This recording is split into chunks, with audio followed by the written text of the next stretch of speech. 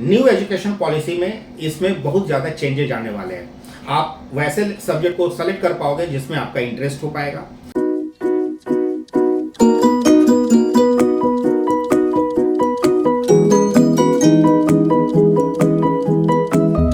Hello friends, welcome to my career Pathshala. आज के इस वीडियो में जो हम लोग डिस्कस करेंगे वो है national education policy bill and NCERT. NCERT को हम लोग लास्ट में देखेंगे। नेशनल एजुकेशन पॉलिसी बिल जो 29 जुलाई 2020 को इस कंट्री में इंप्लीमेंट किया गया। इससे पहले दो बार और भी national education policy bill Indira Gandhi 1968 और राजीव गांधी 1986 में इंप्लीमेंट किया जा चुका है। नेशनल एजुकेशन पॉलिसी बिल बहुत ही रिफॉर्मिस्ट डिसीजन है इंडियन एजुकेशन इंडस्ट्री में, जहां की 130 करोड़ की पॉपुलेशन में हम अभी तक सिर्फ अपने टोटल जीडी का 1.8% एक्सपेंस करते आ रहे थे। इस बिल के आने के बाद ऐसी उम्मीद है कि अब यह 1.8% से उठ करके 6% टोटल जीडीपी का हम लोग एक्सपेंस करेंगे। अगर यह 6% का आंकड़ा अगर हम टच कर लेते हैं तो इस एजुकेशन इंडस्ट्री के अंदर में बहुत ही रिवोल्यूशनरी डिसीजन माना जाएगा। अब इस नेशनल एजुकेशन पॉलिसी बिल पहले के जो एजुकेशन मॉडल था उससे कैसे डिफरेंट है। पहले के एजुकेशन मॉडल यानी 10+2 का जो मॉडल था, एक्चुअली में वो जो मॉडल था उसके कई सारे ड्रॉबैक थे। जैसे सबसे पहली बात कि आप अपने इंटरेस्ट का सब्जेक्ट नहीं सेलेक्ट कर पाते। आप वैसे सब्जेक्ट को थ्रू आउट द ईयर पढ़ते थे, मतलब करीबन 12-15 साल सब्जेक्ट ऐसे पढ़ते थे आप, जिसका पूरे लाइफ स्पैन में आपको उसका कहीं भी यूटिलाइजेशन करने की जरूरत नहीं पड़ती थी। इसके अलावा खास करके जो भी अपब्रिंगिंग होती थी वो पेरेंट्स के द्वारा चाइल्ड का या स्कूल के अंदर में एजुकेशन सिस्टम को, वो जॉब सेक्टर को लेकर के ज़्यादा ओरिएंटेशन होता था कि आप अगर पढ़ाई कर रहे हो तो इसका मतलब आपको जॉब ही करना है। न्यू एजुकेशन पॉलिसी में इसमें बहुत ज़्यादा चेंजेज आने वाले हैं। आप वैसे सब्जेक्ट को सेलेक्ट कर पाओगे जिसमें आपका इंटरेस्ट हो पाएगा। आप सेल्फ स्किल्ड अपने आप को ज़्यादा कर पाओगे। आप सेल्फ मोटिवेटेड होने के साथ साथ, क्योंकि जब आप अपने लेवल का सब्जेक्ट और अपने चॉइस के हिसाब से चीज़ों को पढ़ोगे तो आप खुद सेल्फ मोटिवेटेड रहोगे। और सेल्फ मोटिवेटेड होने के साथ साथ आप जो है आने वाले समय में अपने आप को सेल्फ इस्टेब्लिश भी कर सकोगे इस नए एजुकेशन पॉलिसी के चेंजेस को लेकर के। अब हम लोग नए एजुकेशन मॉडल को पुराने एजुकेशन मॉडल 10+2 मॉडल से कैसे डिफरेंट है उसको समझते हैं। नए मॉडल के अंदर में 5+3+3+4 टोटल इक्वल्स टू करीबन 15 ईयर्स का कॉन्सेप्ट ड्रिवन है। अब इस 15 ईयर्स के अंदर में जो पहला सेगमेंट है 5 ईयर्स का। अब इस 5 ईयर को जो कहा गया है वो है फाउंडेशन ईयर कहा गया है। अब इस फाउंडेशन ईयर को दो सेगमेंट में डिवाइड कर दीजिए। First 3 years plus 2 year. पहले जो 3 साल हैं उसके अंदर में बच्चों को प्री प्राइमरी, कई सारे राज्यों के अंदर में आंगनवाड़ी, बाल बाटिका या प्ले स्कूल के भी नाम से जाना जाता है, जिसके अंदर में जो क्लासेस सेगमेंट होते हैं वो नर्सरी, एलकेजी, यूकेजी, कई जगह पे प्री नर्सरी, नर्सरी और केजी।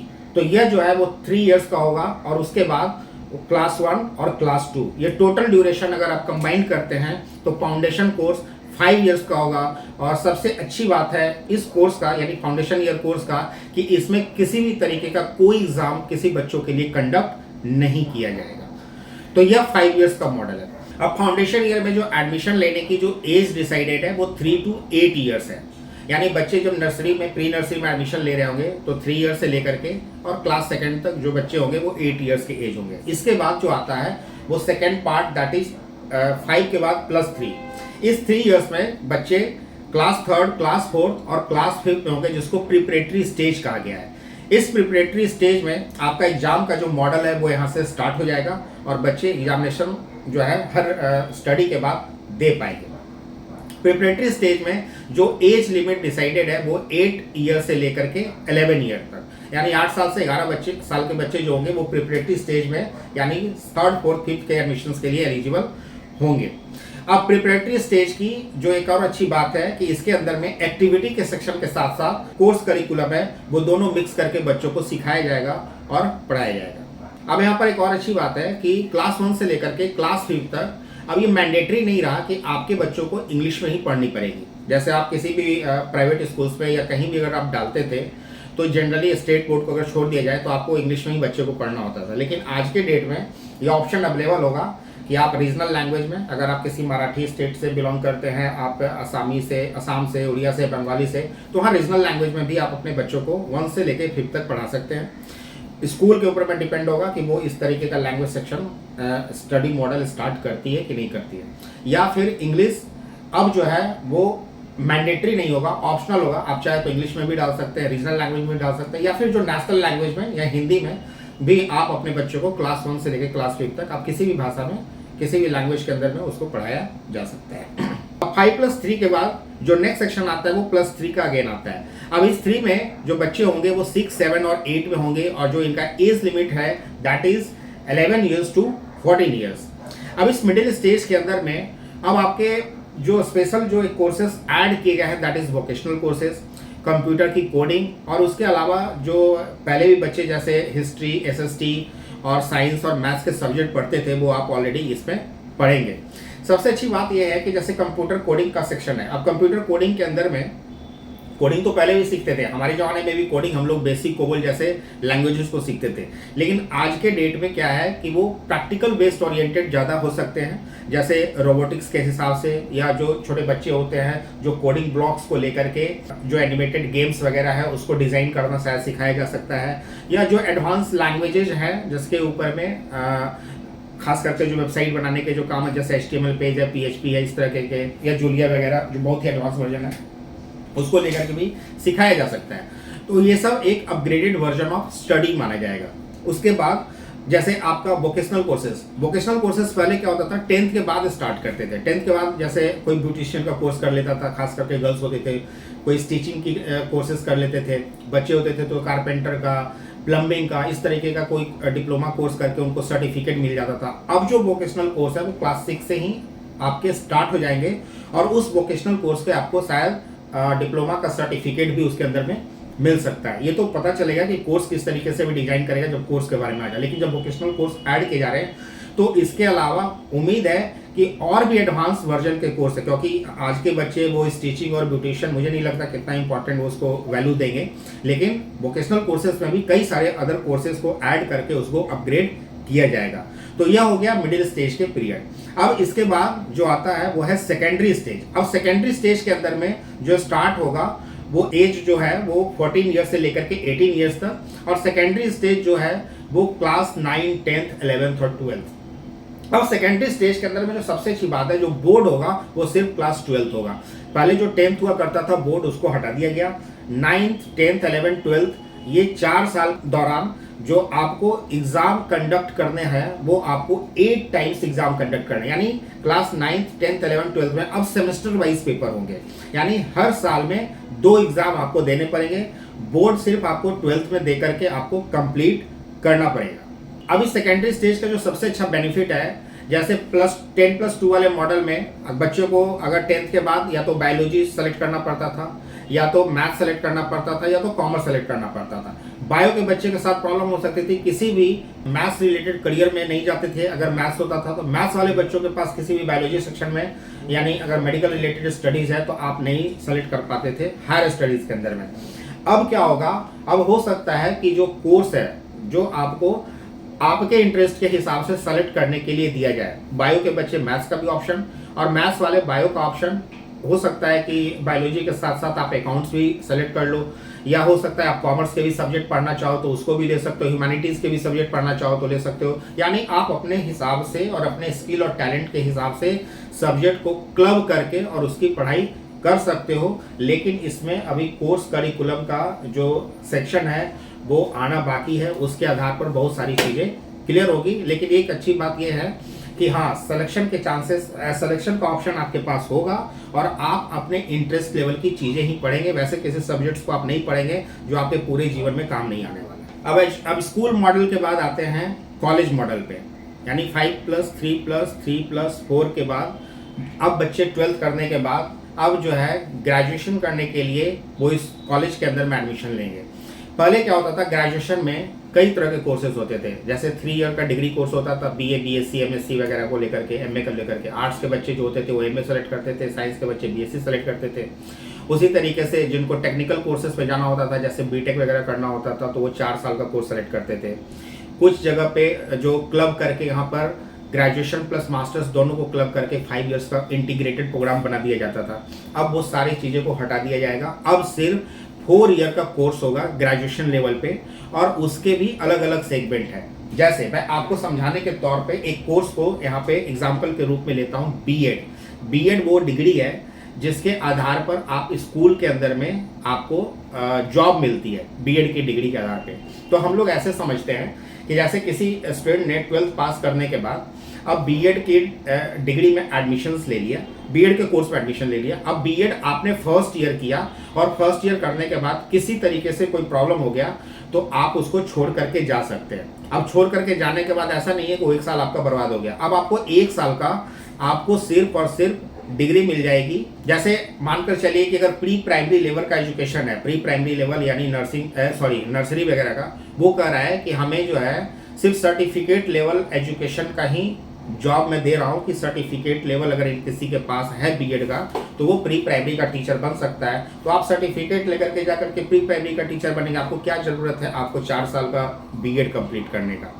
ठीक उसी तरीके से अगर कोई बीएड के 2 साल कंप्लीट कर लेते हैं तो उसको डिप्लोमा माना जाएगा। अब हो सकता है कि क्लास 1 से लेकर क्लास 5 तक के कॉलेजेस के लिए स्कूल वैकेंसी निकाले कि मुझे सिर्फ डिप्लोमा चाहिए। बीएड में डिप्लोमा के जो टीचर हैं वो इस जॉब के लिए अप्लाई कर सकते हैं। तो जो डिप्लोमा के टीचर होंगे वो डिप्लोमा वाले सिलेक्शन में भी जाकर के वहाँ पे अप्लाई कर सकते होंगे।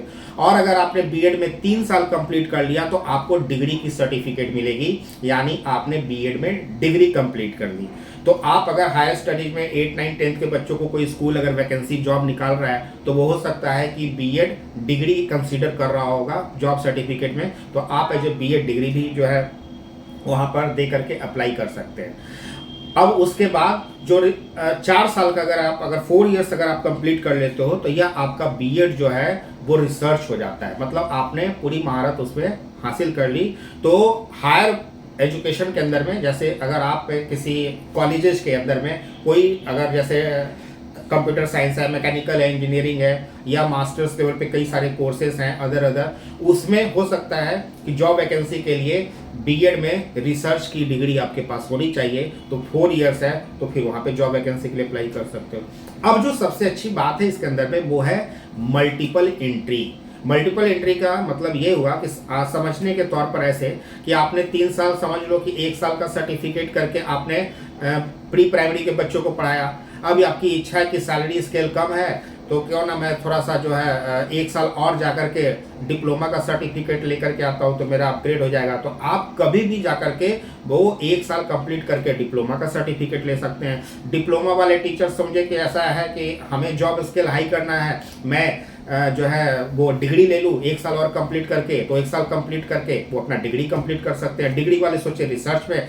तो आप लाइफ के किसी भी एज पर आप वो वापस से जाकर के अपना जो है एंट्री लेकर के आप अपने एजुकेशन को कंप्लीट कर सकते हैं। और वो ऑप्शन सबसे बेटर ऑप्शन दिया गया है और यह इस ग्रेजुएशन वाले प्रोग्राम के अंदर इंक्लूड किया गया। 4 साल का ग्रेजुएशन है, हर साल की वैल्यूज आपको मिलेगी और हर साल का आपको वेटेज मिलेगा। इसके अलावा जो पीजी के कोर्सेस होंगे, एक 1 ईयर का होगा, एक 2 ईयर का होगा। जिन्होंने 4 ईयर का प्रोग्राम कर लिया यानी जिनके पास रिसर्च की डिग्री है उनके लिए 1 साल का पीजी होगा, और जिनके पास 3 साल के डिग्री कोर्सेस हैं उनके लिए 2 साल का पीजी होगा। इसके अलावा एमफिल के जो कोर्सेस होते थे उसको अब पूरी तरीके से हटा दिया गया, और जो पीएचडी है वो एज यूजुअल 4 इयर्स के तहत ही आपको पीएचडी करनी पड़ेगी। यानी ग्रेजुएशन में आपको 4 इयर्स और 4 इयर्स पीएचडी कर लिया तो मैक्सिमम 8 इयर्स में और पीएचडी कर लिया। वैसे देखा जाता था तो पहले 3 साल, उसके बाद 3 साल मास्टर्स कर लीजिए, उसके बाद फिर आप अगर एमफिल करना हो तो वो भी कर लेते थे, फिर पीएचडी में टाइम दीजिए, और कोर्स का स्पेशलाइजेशन भी बहुत डिफरेंट हो जाता था तो बच्चों को कई सारी प्रॉब्लम आती थी। तो अब आप अपने हिसाब से अपने सारे स्पेशलाइजेशन को स्ट्रीमलाइन कर सकते हैं और मल्टीपल एंट्री के तहत आप जॉब करना चाहते हैं, आप सेल्फ स्किल्ड होना चाहते हैं, अपने आप को सेल्फ डेवलप करना चाहते हैं, आप एंटरप्रेन्योर बनना चाहते हैं, whatever you want to be there in your life वो आप कर सकते हैं। अब ये नेशनल एजुकेशन पॉलिसी का पूरा मॉडल मैंने आपको बता दिया। अब इसके कुछ पॉजिटिव इम्पैक्ट्स भी हैं यानी एस्पेक्ट्स भी है। अब ये नेशनल एजुकेशन पॉलिसी बिल का यहाँ पर आकर के पूरा मॉडल खत्म हो जाता है जिसमें आपका स्कूल मॉडल और कॉलेज मॉडल दोनों इंक्लूड करके हमने आपको एक ओवरऑल एक्सपीरियंस देने की कोशिश करी। अब कुछ अदर इम्पॉर्टेंट पॉजिटिव एस्पेक्ट्स हैं जिसके अंदर में इस एजुकेशन पॉलिसी के अंदर में स्कूल की जो फीस है वो रेगुलराइज्ड करने की बात कही गई है। यानी जिस तरीके से स्कूल की फीस को बढ़ा दिया जाता है वैसा कुछ नहीं होगा, एक रेगुलराइज किया जाएगा फीस के अंदर में, जैसा कि अभी हायर स्टडीज़ के अंदर में भी किया जा रहा है। उसके अलावा जो आपके स्कूल में जो एग्ज़ाम्स हैं, यानी जिन बच्चों को रिजल्ट दिए जाएंगे उनका एक डिफरेंट असेसमेंट सेगमेंट होगा, जिसमें थ्योरी के मार्क्स के हिसाब पे आपको टीचर रिजल्ट दे रही होगी, आपका प्रैक्टिकल होगा, उसके आधार पर वाइवा जो ओरल होता है उस पर आपके टीचर आपको एनालाइज करेंगे, उसमें आपके बिहेवियर, आपका जो ओरल या वाइवा जो भी सेक्शन होगा, या ओवरऑल जो एज ए स्टूडेंट आपका क्या परफॉर्मेंस है, उन सब के आधार पर फिर आपको असेस किया जाएगा। आप खुद को अपना मार्क्स देंगे, मतलब आप सेल्फ असेसमेंट करेंगे कि आप अपने आप को उस पैरामीटर्स पर कितना मार्क्स देने के लिए तैयार होते हैं, और आपके फ्रेंड जो आपके दोस्त है वो ही आपको मार्क देंगे। और यह एक्चुअली देखा जाए तो बिग बॉस कॉन्सेप्ट है, जिसमें बिग बॉस कॉन्सेप्ट में आपने देखा होगा कि एलिमिनेशन रूम होता था जिसमें जाकर के लोग जो है बैठते थे और किसी का नाम एलिमिनेशन के लिए सेलेक्ट करते थे। तो जो आपके फ्रेंड्स हो गए उन फ्रेंड्स से भी आपको जो है दोस्ती अच्छी बना के रखनी होगी कि उनका जो क्योंकि उनको आपको मार्क्स देना और आपको भी उनको मार्क्स देना है, तो नहीं चाहते हुए भी एक अच्छा ट्यूनिंग और रिलेशन आपके साथ उनका बना रहेगा। तो यह कुछ अच्छी बात है, और इन सारे आधार पर अगर आपके रिजल्ट तैयार किए जाएंगे तो जाहिर सी बात है कि आपका जो ओवरऑल जो डेवलपमेंट होगा वो बहुत ही ज़बरदस्त होने वाला है। एक तो ये हो गया, इसके अलावा भी कुछ इस एजुकेशन पॉलिसी के अंदर में है, जैसे फॉरेन यूनिवर्सिटीज़ का इंडिया में आना। कुछ वर्ल्ड क्लास यूनिवर्सिटीज़ है जिसको FDI देकर के, यानी फॉरेन डायरेक्ट, वो तो अलग बात हो गई FDI वगैरह का, उसके आधार पर जो इंडिया में कैंपस सेटअप करने दिया जाएगा। इसके अलावा डिपार्टमेंट्स अलग अलग बनाए जाएंगे टीचिंग के लिए, एजुकेशन के लिए, और देखा जाए तो एक सेंट्रल बॉडी होगी गवर्नमेंट जो इस एजुकेशन मॉडल के सिस्टम को कंट्रोल करेगी, followed by the state committee act. अब नेशनल एजुकेशन पॉलिसी बिल के बाद हम लोग देखेंगे NCFT। NCFT क्या है? NCFT national curriculum framework teaching and education. यह वो सेगमेंट है जिसके बिना नेशनल एजुकेशन पॉलिसी अधूरा है। नेशनल एजुकेशन पॉलिसी को तो बना दिया गया, गाइडलाइन सेटअप कर दिए गए, लेकिन उसके अंदर में जो पढ़ाना है और जिन टीचर को पढ़ाना है उनके स्टैंडर्ड्स कैसे होंगे और कोर्स कैसा होगा, क्या क्या एडवांस कोर्सेस होंगे, उन सब का जो ड्राफ्टिंग की जा रही है वो NCFTE में की जा रही है। NCFT उम्मीद है कि 2024 तक संसद में पेश कर दिया जाएगा और इसको पारित करा दिया जाएगा। NCFT को बनाने के लिए के कस्तूरी रंजन के अंदर जो 12 सदस्यों की जो कमेटी है वो इसको तैयार कर रही है, और K Kasturirangan is one of the famous scientist of ISRO के बहुत ही फेमस साइंटिस्ट रह चुके हैं, उसके हेड रह चुके हैं। जवाहरलाल नेहरू यूनिवर्सिटीज़ के वो वाइस चांसलर रह चुके हैं। उसके अलावा Indian institute of sciences Bangalore के वो डायरेक्टर रह चुके हैं, और पद्म भूषण और पद्मश्री जैसे अवार्ड से उनको सम्मानित किया जा चुका है। तो ऐसे कुछ टॉप फाउंडर्स, यानी टॉप जो इंस्टीट्यूशंस के जो लोग हैं वो इस तरीके के पॉलिसी को बनाने में लगे हुए हैं। अब NCFT को जो डिज़ाइन किया जा रहा है वो 4 सच फ्रेमवर्क्स के अंदर में डिज़ाइन किया जा रहा है। जो पहला फ्रेमवर्क है दैट इज स्कूल एजुकेशन। अब इस स्कूल एजुकेशन में क्लास 1 से लेकर के क्लास 12 तक के अंदर में जो भी कोर्स करिकुलम होंगे वो किस स्टैंडर्ड पे होंगे, किस तरीके से उसको एडवांस किया जाएगा, क्या क्या चीज़ें ऐड की जाएगी, इसको स्कूल एजुकेशन में NCERT के साथ, NCERT सबको पता है, जो CBSE बोर्ड में जो बच्चे हैं वो NCERT की किताबें पढ़ते हैं। NCERT हमारे देश में एजुकेशन डिपार्टमेंट में एक सरकारी संस्था है जो 2005 में पहले एक बार सिलेबस को रिवाइज कर चुकी थी। उसके बाद अब जो है जो NCERT कमेटी है उनके साथ मिल करके वो सिलेबस को डिज़ाइन करने में लगी हुई है। अब स्कूल एजुकेशन वाले सेगमेंट में ही जो हायर स्टडीज़ के कोर्सेज होंगे, खास करके ग्रेजुएशन वाले, PG वाले, उसमें क्या चेंजेज होंगे वो भी आपको स्कूल एजुकेशन के अंदर में BC के साथ कोलैबोरेट करके, जो डिफरेंट वाइस चांसलर्स हैं यूनिवर्सिटीज़ के साथ कोलैबोरेट करके, उनके साथ भी मिल करके आपके कोर्स को डिज़ाइन करने का काम किया जा रहा है।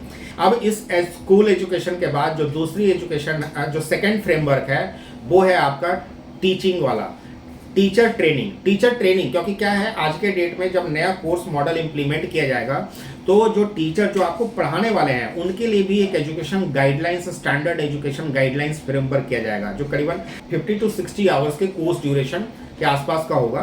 तो टीचिंग फ्रेमवर्क क्या होगा उसका भी एक स्टैंडर्ड पैरामीटर डिजाइन किया जा रहा है। जो थर्ड पैरामीटर है वो है अर्ली स्कूल चाइल्ड एजुकेशन।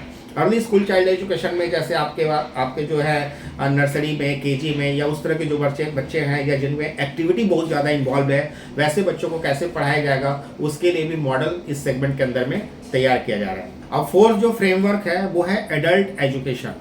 अब एडल्ट एजुकेशन का नाम चेंज कर दिया गया है और जो नया नाम है that is education for all.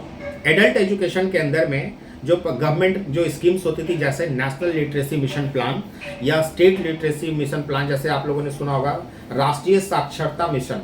पहले आपने डीडी नेशनल वगैरह पे न्यूज़ सुन के गाने सुने होंगे जैसे आओ स्कूल चले हम, या पढ़ना लिखना सीखो, मेहनत करने वालों, रिक्शा चलाने वालों, इस तरीके से करके जो लोग सिर्फ अंगूठा छाप होते थे इस देश के अंदर में, क्योंकि पहले अगर आपको सिग्नेचर करने आ जाता है तो लोग लिटरेट आपको मान लिया जाते हैं, मतलब आप पढ़ना लिखना आप लिटरेसी रेट में आ जाते थे। क्योंकि 2011 के अगर आप सेंसस के हिसाब से देखें तो इस देश में 25 करोड़ जो आबादी ऐसी थी जो इलिटरेट थी। उस 25 करोड़ में करीबन 8 करोड़ मेल थे और 17 करोड़ फीमेल थे जो इलिटरेट थे। तो एक बहुत बड़ा पॉपुलेशन है, मतलब 25% से लेकर 30% जिस देश की जनसंख्या अगर इलिटरेट है तो उस देश का डेवलपमेंट बहुत हाई स्पीड से नहीं किया जा सकता।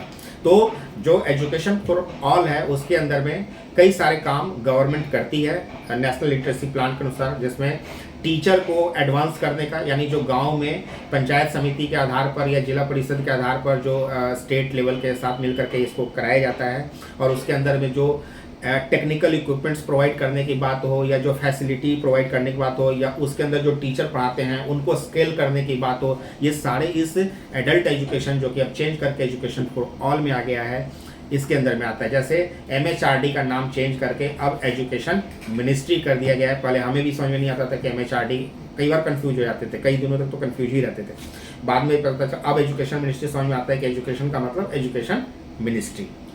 तो फ्रेंड्स, उम्मीद है कि आज के इस माई करियर पाठशाला के डिस्कशन वाले टॉपिक में जो नेशनल एजुकेशन पॉलिसी बिल और NCERT का एक बहुत ही इम्पोर्टेंट डिस्कशन था जो मैंने कवर किया। कई दिनों से ये बचा हुआ था और मैं कोशिश कर रहा था, अब टाइम मिला है तो जाकर के हमने इस टॉपिक को कवर किया है। बने रहिए माई करियर पाठशाला के साथ। Till then keep liking